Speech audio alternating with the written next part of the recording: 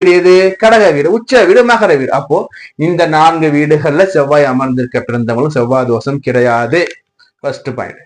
அடுத்து சார், செவ்வாய்க்கு இணைவுகள் எந்தெந்த கிரகம் சார் செவ்வாய் இணையும்? செவ்வாய் கூட இணையும் போது செவ்வாய் நீச்சமாகிறாரு. அதாவது செவ்வாய்க்கு தோஷம் கிடையாதுன்னா, செவ்வாயோட சில கிரகங்கள் இணையும் போதும் கிரக இணைவுனாலும் உங்களுக்கு செவ்வாய் தோஷம் நிவர்த்தி ஆகும் சார். இந்த செவ்வாய் தோஷம் எப்படிங்க நிவர்த்தி ஆகுதுன்னா, யாரு கூடங்க இணையணும்னா, சூரியன் கூட இணைஞ்சிருக்காரா, ஃபர்ஸ்ட் செவ்வாய் தோஷம் மட்டுப்படுங்க. அடுத்தபடியா ராகு கேதுக்கள் கூட இணைகிறாரா, ராகு பகவான் கேது பகவான் இவர் கூட இணையும் போது செவ்வாய் தோஷம் மட்டுப்படுங்க. செவ்வாய் தோஷம் அப்படியே பவர் குறைஞ்சிரும், அந்த பவர் அப்படியே போயிடும்.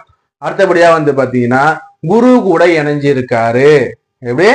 ராகு கேது, குரு பகவான், சூரிய பகவான் இவர் கூட செவ்வாய் பகவான் இணைஞ்சு உட்கார்ந்து இருக்காருன்னா உங்களுக்கு செவ்வாய் தோஷம் கிடையாது.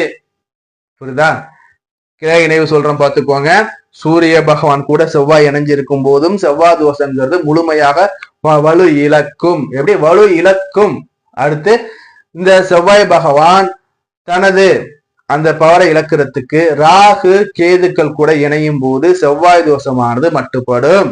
அடுத்தபடியா குரு பகவான் கூட இணையும் போது செவ்வாய் தோஷம் மட்டுப்படும்.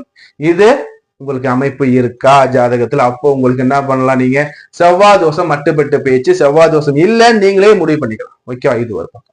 அடுத்தபடியா உங்களுக்கு செவ்வாய் தோஷத்துக்கு எந்த பார்வையில சார் செவ்வாய் தோஷம் எனக்கு போகுதுன்னா, குரு பார்த்தால் செவ்வாய் தோஷம் கிடையாது.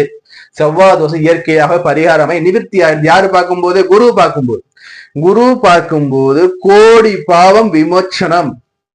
குரு பார்த்தால் கோடி பாவம் விமோச்சனம் அடைஞ்சது. அப்போ செவ்வாயை குரு பார்க்கிறாரு, தனது பார்வைகளால செவ்வாயை குரு பகவான் பார்க்கிறார் என்றால் உங்களுக்கு செவ்வாய் தோஷம் இயற்கையாகவே நிவர்த்தி ஆகிவிடும். அவர் செவ்வாய் 2ஆம் இடம், 4ஆம் இடம், 7ஆம் இடம், 8ஆம் இடம், 12ஆம் எங்க வேணா இருக்கட்டுங்க. புரியுதா? இந்த செவ்வாயை குரு பகவான் பார்க்கிறாரா, செவ்வாய் தோஷம் கிடையாது. தோஷ நிவர்த்தி ஜாதகம் உங்கள் ஜாதகம். சரி, இன்னொன்னும் இருக்கு. இந்த செவ்வாய வளர்பிறை சந்திரன் பார்க்கிறார்.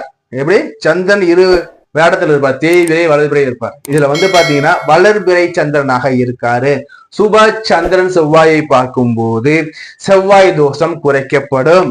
எப்படி? செவ்வாய் தோஷம் குறைக்கப்படும்.